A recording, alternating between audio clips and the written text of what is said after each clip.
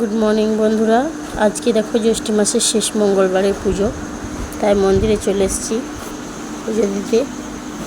আজ পুজো শেষ, আবার সেই ঘুরে বছর এসে পুজো হবে, বছরের মতো শেষ। দেখো সবাই মন্দিরে চলে এসেছে। আবার এক বছর পরে এই পুজো শুরু থাকবে না থাকবে, কোথায় থাকবে তার নেই ঠিক। ধরো এই পুজো আয় বড় মেয়েরাও করে, বিয়ে হওয়া মেয়েরাও করে, সবাই করে। আমি তো বিয়ের আগেই পুজোটা ধরেছিলাম, কারণ আমার শ্বশুরবাড়িতে নেই, তাই আমি বিয়ের আগে থেকেই পুজোটা করি, এখনও করি। এই বৌদি আমাকে বলছে আমি ক্যামেরা করছিলাম, তাই কে ভিডিও করছে দেখো। তোমরা দেখো, ভিডিওটা ভালো লাগলে লাইক কমেন্ট শেয়ার করো, আমার সাথে থেকো। আর তোমরা কোথা থেকে আমার ব্লগটা দেখো আমাকে কমেন্ট করো। আর তোমাদের ওখানে এই পুজো হয় কি না সেটাও আমাকে জানাবে।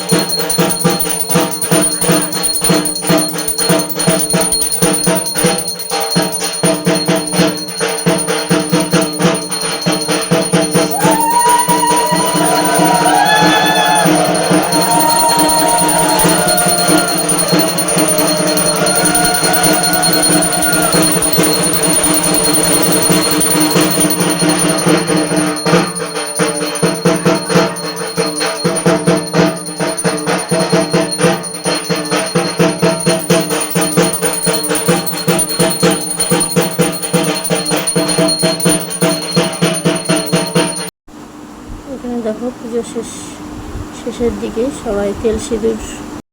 জানো তো বন্ধুরা, এই ভিডিও করার জন্য অনেক লোকেই অনেক কথা বলছে, কিন্তু সেই বলে তো আমি আর ভিডিও করা বন্ধ করে দেবো না, তাই না বলো? তোমরা আমার পাশে থাকলে আমি এইভাবে এগিয়ে যাবো।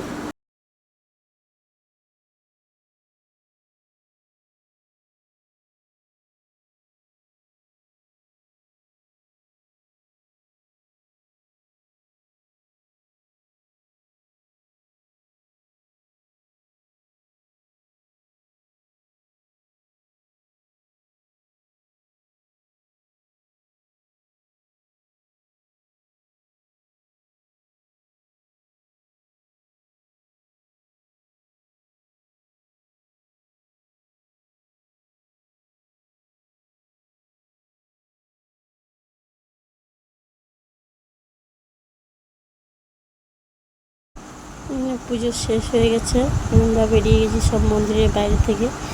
এখানে আমি প্রসাদ দিচ্ছিলাম সবাইকে। দেখি আমার বান্ধবী ইয়াকে জিজ্ঞেস করছিলাম কবে এলি, কালকে ষষ্ঠী আছে তো, তাই জামাই ষষ্ঠী করতে আসছে সব মেয়েরা বাবার বাড়িতে।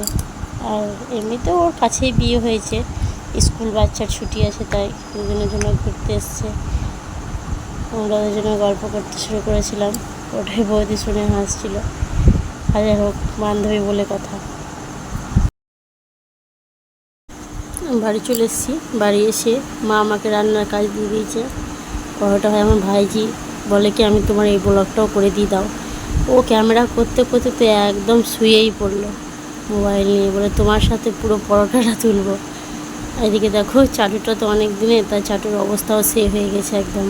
কি বলবো, ওই চাটু নিয়ে মা আর আমি খুব হাসাহাসি করছি যে আমার ফেসবুক ফ্রেন্ডগুলো সব কি বলবে, ইনস্টাগ্রাম ইউটিউব ফ্রেন্ড ভিডিওটা দেখলে ব্লগটা দেখলে কি বলবে, সেটাই আমি ভাবছিলাম। আর আমার ভাইজি তো দেখো শুয়ে পড়েছে, তাই আমি ওকে চোখ দেখাচ্ছিলাম। ওর ভিডিও করা দেখে তো সব হেসেই পাগল। আর আমি থালের তেলটা নিয়েছিলাম কি বেলার জন্যে, তাই ওই রুটি। তোমাদের ভিডিওটা ভালো লাগে লাইক কমেন্ট শেয়ার করবো।